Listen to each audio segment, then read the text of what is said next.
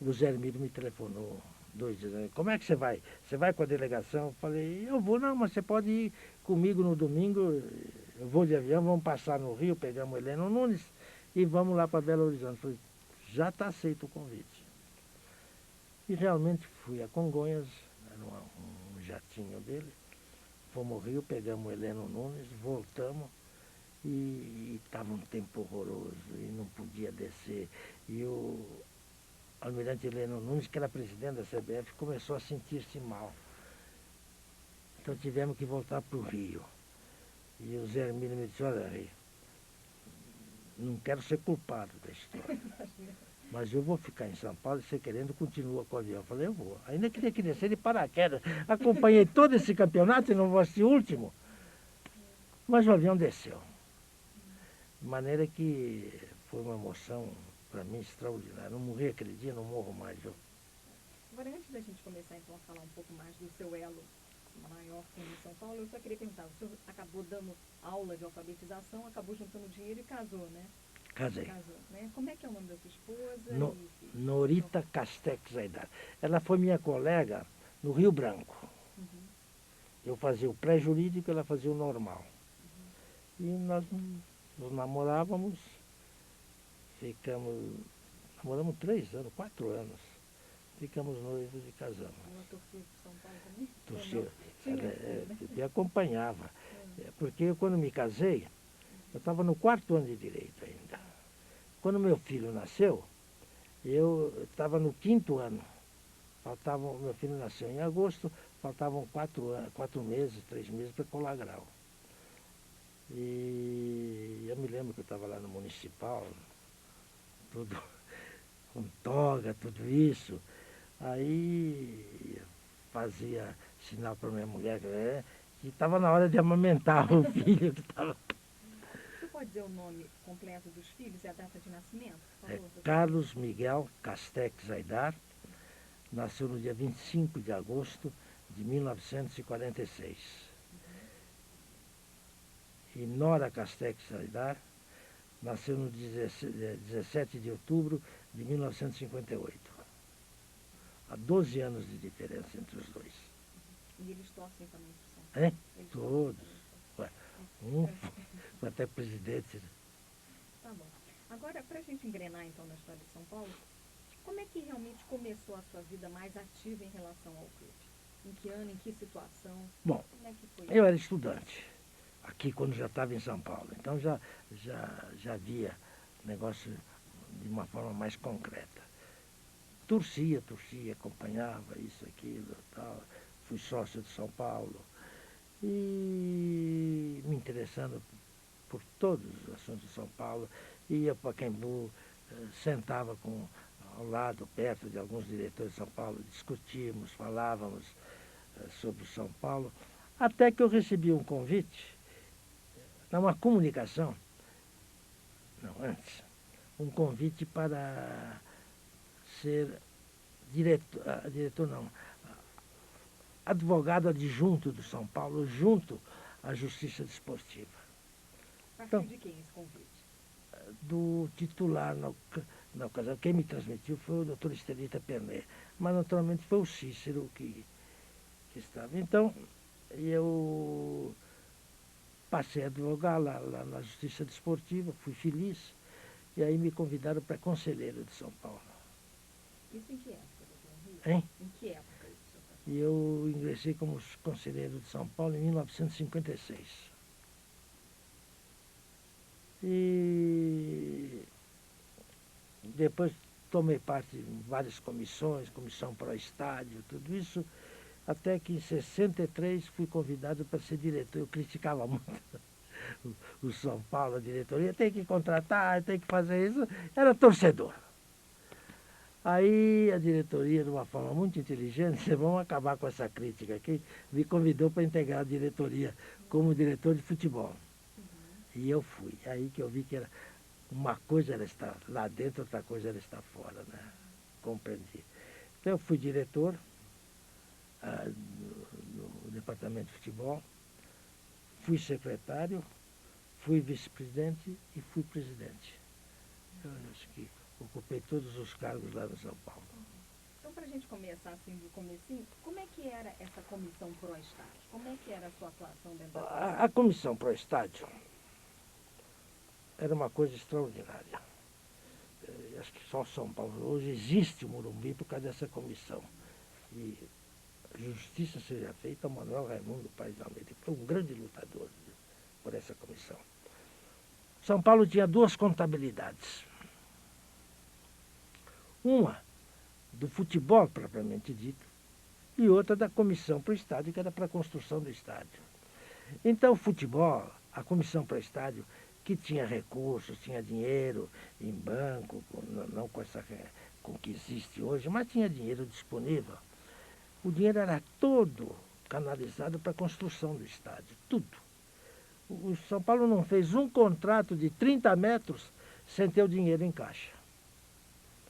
E o futebol pendurado em bancos, precisando de dinheiro, aval dos diretores, uma coisa, aquilo. E a comissão para o estádio não dava um tostão para o futebol, porque sabia que não retornava. Claro que não retornava. Era o São Paulo devendo para o São Paulo. Mas a torcida não queria saber, a torcida queria jogadores, queria tudo isso. Então, aí tivemos muita sorte com o Cícero, com o Laudo Natel e com o Marcelo Clascô. E com o Manuel Raimundo, que integrava a comissão pró-estádio. O Marcelo era tesoureiro e não dava um tostão para o São Paulo. O São Paulo não tinha dinheiro para pagar o ordenado da comissão pró-estádio. Vocês que são diretores de futebol, se virem nos bancos. E toca a gente a fazer para pagar, tudo em banco. E o dinheiro da comissão pró-estádio, que era o dinheiro resultante de publicidade, de aluguel de placas, de venda de cativas, tudo isso, era exclusivamente para terminar o estádio, para fazer e terminar o estádio. E foi graças a isso que saiu o Morumbi. Sabe? Nós fizemos o Morumbi sem um auxílio oficial, que era municipal, estadual ou federal. Absolutamente nada, nada, nada. Foi vendendo ideias e com a credibilidade que a diretoria tinha. Mas o que significava para os dirigentes do São Paulo naquela época construir um estádio? Qual era o significado? Vocês estavam imbuídos de quê? Era a reafirmação de que era o maior quadro do mundo, o maior time do mundo, o maior clube do mundo. E precisava ter um estádio. Porque o Palmeiras tinha um estádio, Palestra Estádio. O Corinthians tinha um outro lá pequeno. Então o São Paulo veio com um sonho mirabolante. A ponto do nosso sócio número 1, já falecido, Frederico Mendes, que ele tem uma frase muito bonita. O São Paulo é tão grande que não cabe num sonho só, tem que ser realizado. E essa foi a realização, de gente abnegada, gente dedicada.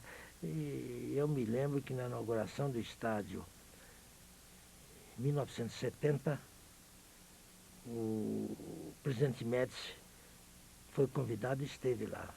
E lá na tribuna, na hora que foi oferecido um coquetel, ele disse o seguinte, ele gostava de futebol. Nossa Senhora! Ele disse o seguinte: tivesse no Brasil mais pessoas com esse espírito e com essa dedicação, o Brasil já teria há muito tempo saído da fase de subdesenvolvimento. Foi gratificante essa ideia do presidente, reconhecendo o trabalho da gente, né? Porque terminou-se, não se devia um tostão para ninguém, nada disso. Houve aquela ideia do Paulistão, da venda, daqueles sorteios. Isso foi feito e os recursos foram suficientes. Aí cedemos uma parte daquilo para o Santos, para o Palmeiras, para o Corinthians, mas a beleza do fato foi que, ao término, ou por outra, no momento em que o dinheiro foi suficiente para terminar, o Laudo enviou um ofício ao ministro Delfim Neto, devolvendo a patente, que não precisava mais. Então nós devolvemos a patente de autorização do Ministério. Uma coisa muito bonita, né? Coisas intrínsecas lá, mas que emociona a gente e que orgulha a gente, a realidade é isso. Como é que se formou essa mística do São Paulo ser tão grande, tão importante? Foi conquista de títulos? Foi... Hoje? Não, nessa época em que já 1970. Acontece que nós entregamos o estádio pronto em 1970. Fomos campeões em 70 e 71. Não éramos campeões desde 53, 17 anos. Foi o tempo exato que levou à construção do estádio. 17 anos. Mas eu só pediria ao senhor para voltar antes disso. No momento em que vocês vão fazer o estádio, o que estava por trás? Por que o clube se achava tão importante e precisava ter uma sede tão importante? Porque há uma máxima que corre entre São Paulinos. O São Paulo não é melhor nem pior do que ninguém. É diferente. Então, exatamente por essa filosofia, o São Paulo tinha que ter uma casa que seria orgulho não só do São Paulo, mas de todo o Brasil. Porque você há de convir que hoje quem construi estádio constrói, quem não construiu não constrói mais. E o São Paulo fez aquele estádio já com essa ideia de ser o palco para espetáculos de futebol e para outros espetáculos. Nós já tivemos lá, ultimamente, shows, mas tivemos vestibulares lá. Então, foi um estado de espírito. Identificado com a cidade, Com a credibilidade também. Eu me lembro, fui para a Olímpia passar uma Semana Santa, e o POI era um dos nossos grandes vendedores de cadeira cativa. E eu levei 40 cadeiras cativas e vendi lá, em 2 dias, para o POI. E todo mundo comprava, porque acreditava. Olha, o pessoal comprou as cadeiras na planta, sem saber onde se localizava, sem saber para onde ia esse dinheiro. Então foi essa credibilidade tremenda e a qualidade dos seus diretores, o velho Cícero, Laudo, Marcelo, Manuel Raimundo, Piragibe, esse pessoal infundia respeitabilidade. como é que se formou esse quadro de dirigentes? Quais são os critérios? Cada um de um lado. Quem aspira a cargo no São Paulo não recebe, não tem. É um reconhecimento próprio do São Paulo pelo trabalho que o sujeito tem. Porque é um ônus. A gente vai trabalhar, é um ônus. Mas ninguém pede cargo. Todos os cargos que eu ocupei no São Paulo, eu recebi esse comunicado, olha, você vai ser tanto, mas vai ser e acabou. Eu estava em Paris, minha mulher estava acabando de chegar no hotel, estava desarrumando lá, toca o telefone do Brasil. Da Lora e o doutor Maris. Disseram, olha, é só para te comunicar, não tem retorno. Acabamos de lançar o Carlos Miguel candidato a presidente de São Paulo. E desligaram o telefone.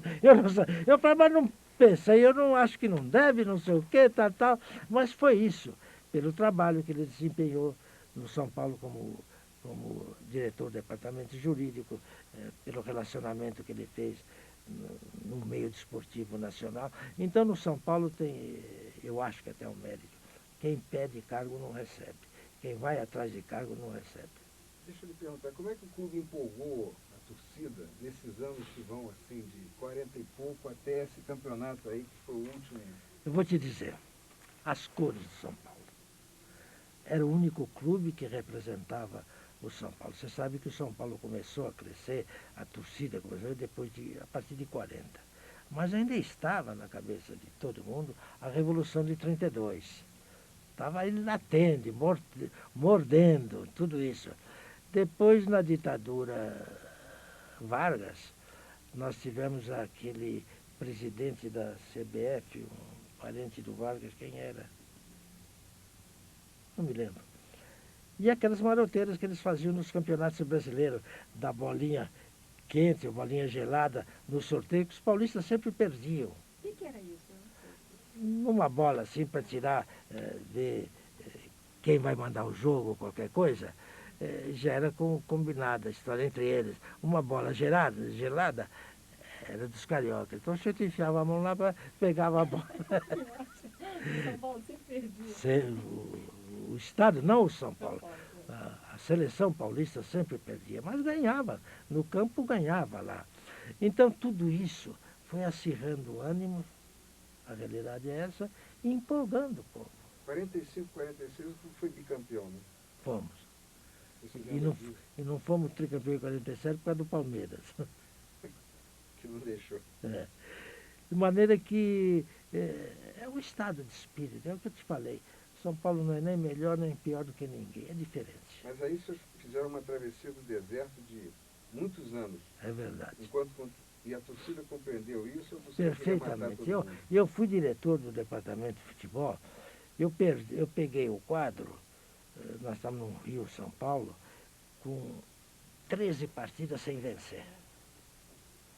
E fui lá, tal, e fomos jogar. A última partida era contra o Fluminense, porque 2 dias depois São Paulo embarcaria para a Europa, numa excursão.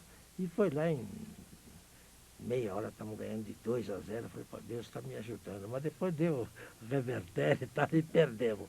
Depois fizemos 2 dias depois, 3 dias depois, isso foi em 63, 63. Aí fomos para a Europa, disputamos 12 jogos contra os campeões de tudo. O último foi contra o Milan e ganhamos todas as partidas. Voltamos invictos da Europa. Dessas coisas que acontecem. E aí começou a mudar a sorte ou ainda teve que esperar muito? Não, teve, eu fiquei 13, 63, 7 anos de pastor na Costa Fiel. 7 anos num jejum desgraçado. Mas depois começou, depois com a construção do Morumbi, uma certa independência econômico-financeira, começou a dar certo. Agora, claro que a gente recebia críticas tremendas. Viu? É só você não deitar, tirar das críticas as lições interessantes e necessárias e procurar corrigir. Agora, se você se afundar por causa de uma crítica, não tem jeito. Quem era o presidente quando o senhor foi convidado a ser? Diretor de São Paulo, Cícero. Era um homem extraordinário. Ainda recebi a última procuração dele. São Paulo tinha um jogo importantíssimo. 63. Não, 57. Tinha um jogo importantíssimo contra o Corinthians. Mas nós tínhamos 3 semanas antes, 4 semanas antes, jogado em Ribeirão Preto. E um jogador nosso, que era de Barretos, o Marreco, foi expulso de campo. E julgamento é adiado. No dia 22 de dezembro, eles marcam o julgamento. E o presidente do Tribunal de Justiça Desportiva era o doutor Maximiano Ximenes, que era diretor e conselheiro do Corinthians. Então, foi aquele julgamento, eu defendendo o Marreco, fazendo o diabo lá, e houve então um empate, 3-3, ou 4-4. 4 absolvendo e 4 condenando por uma partida. Não havia aquela suspensão automática. Ora, normalmente o que se esperava era que o presidente desempatasse a favor pela pena mais leve. Mas o doutor Maximiano desempatou condenando, tirando o jogador do jogo que seria dia 27. Foi uma calamidade, porque era um homem imprescindível para o time. Aí mexemos, o Cícero, o Laudo, eu, o Manuel. Conseguimos com que a dona Sara Kubitschek, o presidente do país era o Juscelino Kubitschek, fizesse com que o CND, que era presidido pelo Stalin Soares, se reunisse extraordinariamente no dia 26, um dia depois do Natal. Eu tinha que ir lá fazer a defesa. Eu, com medo de haver qualquer coisa, peguei o trem no Natal, dia 25. Minha mulher não entendeu muito isso. Fui para o Rio e chegamos lá, o CND deu provimento ao nosso recurso, o Amauri, o Marreco, o nome dele era Amauri. Ficou liberado, jogou, fez o primeiro jogo, ganhamos do Corinthians 3-1 e fomos campeões. Isso em que ano? 57? Hein? 57. 57. O senhor costumava assistir os jogos? O senhor sempre ia aos jogos? Sempre. Por quê? sentia bem, gostava. Eu gostava de sentir, de sentar com o povão. E discutia, fazia, mas sempre me respeitaram, né? E até hoje o senhor vai? Não vou mais. Você sabe o quê? Essa violência que existe no futebol afasta a gente. Eu gosto do futebol bonito, gostoso, tudo isso. Hoje você não tem prazer. Está melhorando agora, né? Agora, quando você vê que os resultados são manobrados, tudo isso, como essa no Rio de Janeiro, e aqui parece que há qualquer coisa, que interesse tem? Está todo mundo sendo laqueado na sua boa-fé, na sua confiança, e o futebol vai perdendo credibilidade, é uma pena. Eu me lembro quando a Copa do Mundo, eu acompanho o futebol desde 30 da Copa, primeira Copa do Mundo, 30, 34, 38, que o Brasil quase declarou guerra à Itália, o Galhardo Neto, o que aprontou com aquele pênalti do domingo, mas uma seleção de 38, extraordinária, duas seleções, uma pesada e uma leve, que foi daqui a França de navio. Eu me lembro, todos os jogadores da seleção, os dois, o quadro pesado e o quadro leve.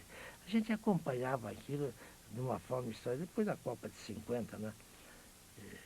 Assisti todos os jogos da 50, inclusive o Sérvia 16 de julho, que eu não sabia onde eu estava quando terminou o jogo. Não sabia. Eu estava com a minha mulher lá, saímos do Maracanã, debaixo de uma garoa forte, quase chuva, e fomos a pé até a cidade, mas arrastados, num desânimo. Você não acreditava, Deus do céu. Foi um negócio tremendo. Eu imagino por aí o que passou o pessoal do Atlético Mineiro em 78. Nós chegamos lá completamente condenados. Quer dizer, os jornais, Atlético, campeão brasileiro, isso, aqui. Nós estávamos com uns jogadores que dava medo. Viana, Tenor, gente sem nenhuma possibilidade de enfrentar. Aí tinha aquele problema do Serginho e do Reinaldo. O Serginho tinha sido suspenso por 14 dias, 14 meses. E eu cheguei no estádio, depois daquela peripécia do avião, desce, não desce, vai, não é, cheguei. Eu me lembro que o Fiola reuniu os jogadores no vestiário e disse, olha, aqui o jornal está aí, o campeão é o Atlético. Eu acho que com exceção do presidente e eu, ninguém acredita em vocês. Então vocês é que têm que responder. Eu não sei se vocês vão ter força moral, intrínseca para vencer. E o pessoal do Atlético com espiões, assim, nós deixamos a porta entreaberta. Serginho vai jogar, porque ele está suspenso por 14 meses. Serginho vai jogar, Serginho não vai jogar. Então a gente botava a camisa no Serginho. Serginho vai jogar. Corriam lá, falava e tirava a camisa do Caio e botava no Reinaldo. E aquilo causou uma revolta no Caio.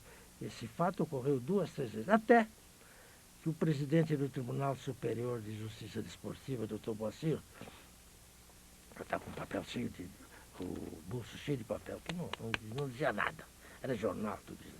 Ele disse, doutor Aidar, eu soube que o senhor está aí com um efeito suspensivo para o Serginho. Posso ver? Eu falei, não. O senhor não vai ver, o senhor não é autoridade aqui. A autoridade é o árbitro. Eu vou mostrar para ele, e eu vou mostrar para ele o efeito suspensivo, que eu não tinha nenhum, na hora que ele entrar em campo. Mas então vou permitir que o Reinaldo jogue. O problema é seu, não é meu. Mas o senhor não, aqui o senhor não é autoridade, não vou lhe mostrar. E criou uma confusão, a empresa lá e tal. E depois, antes de começar o jogo, me botaram na tribuna, estava o Alisson Paulinelli, que era ministro da Agricultura. Disse, Aidar, você vai perder o rumo de casa hoje. E eu, arrasado, porque o nosso quadro no nosso time não tinha. E terminou o jogo. Eu entrei lá na hora de bater os pênaltis, com essa veia saltada, tem uma fotografia que mostra isso daí. Eu voltei para a tribuna para receber, aí fui reverente, passei perto do Alisson Paulinelli e disse, ministro, o senhor pode entender de agricultura, mas de futebol o senhor não entende nada. E o Aureliano Chaves, na hora que me entregou a taça, me disse, o senhor sabe que eu gostaria de entregar essa taça para o Atlético. Eu falei, eu compreendo, governador. Ele era governador de Minas. Eu compreendo, governador. Mas o ano que vem, eu estarei aqui, vou receber essa taça, e o senhor vai ter o prazer, porque o senhor estará como vice-presidente da República. Já tinha sido escolhido. E o senhor não vai fazer distinção entre um Estado e outro. Olha, eu andei dando coice estupidamente, viu? Eu não sabia mais, mas eu estava revoltado, né?